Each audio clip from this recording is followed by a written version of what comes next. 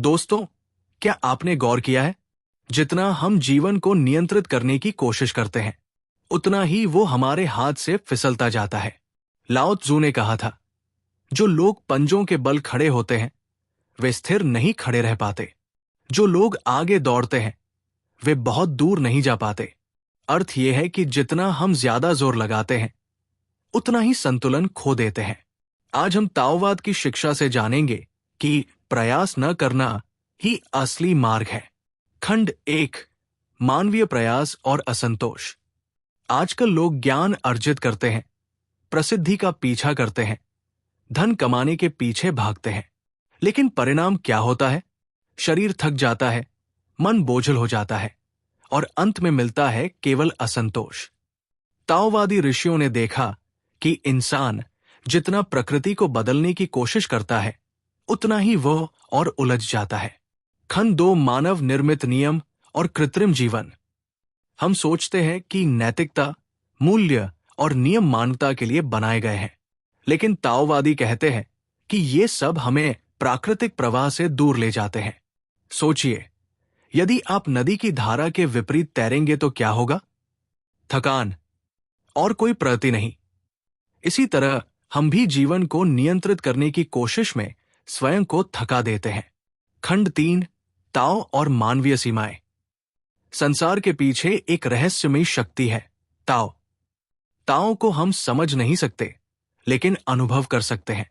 समस्या यह है कि हम हर चीज को वर्गीकृत करते हैं, रंग, स्वर, स्वाद, और यही हमारी सीमा बन जाती है। लाओ त्जू ने लिखा था, 5 रंग आंखों को अंधा कर देते हैं, 5 स्वर कानों को बहरा कर देते हैं, 5 स्वाद जीभ को बेस्वाद कर देते हैं। अर्थ यह है कि जितना हम चीजों को बांधते हैं, उतना ही हम सीमित हो जाते हैं। खंड 4, वू वेई, सहज क्रिया। अब आते हैं प्रयास पर। ताओवाद में एक सिद्धांत है, वू वेई। इसका अर्थ है कुछ न करना या सहज क्रिया। जब कोई नर्तक नृत्य ही बन जाता है, कवि कविता ही बन जाता है, यही है वू वेई। बिना जोर लगाए सहजता से कार्य करना। आज की संस्कृति में हम बल प्रयोग करते हैं, लेकिन ताओवादी कहते हैं, बुद्धि का प्रयोग करो, समस्याएं स्वयं हल हो जाती है। खंड 5, आधुनिक उदाहरण। तो आधुनिक जीवन में हम कहाँ उलझते हैं? ताओवादी ग्रंथ हमें 3 उदाहरण देते हैं। दुनिया को सुधारने की कोशिश। एलन वॉट्स कहते थे कि समाज के अतिभले लोग ही सबसे बड़े समस्या निर्माता है। साम्यवाद जैसी विचारधाराएं अच्छे इरादे से आई, लेकिन क्रूर तरीके से फैलाई गई। लाओ त्जू ने स्पष्ट कहा, क्या तुम संसार पर शासन करना और उसे नियंत्रित करना चाहते हो? यदि तुम प्रयास करोगे तो उसे और बिगाड़ दोगे। खुश होने की कोशिश, धन, प्रसिद्धि, पद का पीछा करके हम सोचते हैं कि सुख मिलेगा, लेकिन ताओवादी कहते हैं ये सब सतही है। क्षणिक आनंद मिलता है, पर असली सुख नहीं। कुछ और बनने की कोशिश। जुआंगजी की कथा बताती है कि हर जीव अपनी विशेषताओं से ईर्ष्या करता है, सांप हवा से, सेंटीपीड सांप से। लेकिन सत्य यह है कि प्रकृति ने सबको अद्वितीय बनाया है। फिर हम क्यों स्वयं को बदलने की कोशिश करें? गोरे लोग सांवले बनना चाहते हैं, काले लोग गोरे बनना चाहते हैं, और इसी में असंतुलन पैदा होता है। लाओ त्जू ने कहा था, जब लोग चीजों को सुंदर मानते हैं तो कुरूपता पैदा होती है। जब लोग चीजों को अच्छा मानते हैं तो बुराई पैदा होती है।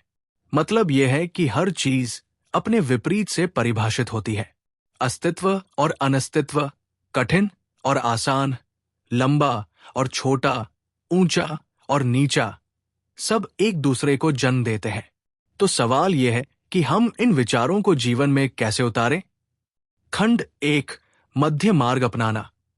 जुआंगजी हमें सिखाते हैं कि जीवन में मध्य मार्ग अपनाना सबसे लाभकारी है।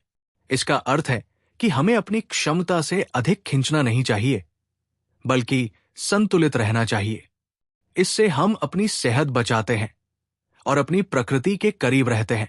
जुआंगजी कहते हैं, मध्य का अनुसरण करो, जो स्थायी है उसी पर चलो और तुम सुरक्षित रहोगे, जीवित रहोगे, अपने माता पिता का ध्यान रखोगे और अपने वर्षों को पूरा करोगे। खंड 2, ताओ की स्थिरता। ताओ स्थिर है। लाओ त्सु कहते हैं कि जो ताओ की खोज करता है वो हर दिन कुछ नया सीखने की बजाय हर दिन कुछ भूलता है। मतलब हमें बिलीफ सिस्टम्स में खुद को बांधने की बजाय छोड़ देना चाहिए, मन को खुला रखना चाहिए और ब्रह्मांड को वैसा ही दिखने देना चाहिए जैसा वह है। खंड 3, ज्ञान छोड़ना, स्थिरता पाना। प्रकृति को बदलने की कोशिश व्यर्थ है और मनुष्य निर्मित विचारों से प्रकृति की दृष्टि को धुंधला करना भी व्यर्थ है। इसलिए टाओइस्ट्स कहते हैं, ज्ञान जोड़ने की बजाय ज्ञान छोड़ो। जब तक हम भीतर की स्थिरता तक नहीं पहुंचते तब तक हम ताओ के लिए स्वयं को खोल नहीं पाते, और जब हम खालीपन की अवस्था में पहुंचते हैं तभी हमें सच्चा संतोष मिलता है, और यही संतोष असली सुख है। खंड 4, हृदय का उपवास। ताओवादी इस प्रक्रिया को कहते हैं हृदय का उपवास। हर दिन कुछ भूलते हुए ताओवादी अक्रिया तक पहुंचता है। यह है न करने की कला, जिसमें कुछ भी अधूरा नहीं रहता, यानी बिना प्रयास किए सब कुछ पूर्ण हो जाता है। समापन। तो दोस्तों, ताओवाद हमें यह सिखाता है कि जीवन को जबरदस्ती बदलने की कोशिश मत करो, बल्कि छोड़ दो, खाली हो जाओ और प्रकृति को अपना काम करने दो। यही है असली संतोष, यही है असली सुख। धन्यवाद देखने के लिए। अगर आपको यह वीडियो पसंद आया हो तो अगले भाग में हम और गहराई से देखेंगे कि ताओवाद की ये शिक्षाएं आधुनिक जीवन में कैसे लागू की जा सकती है।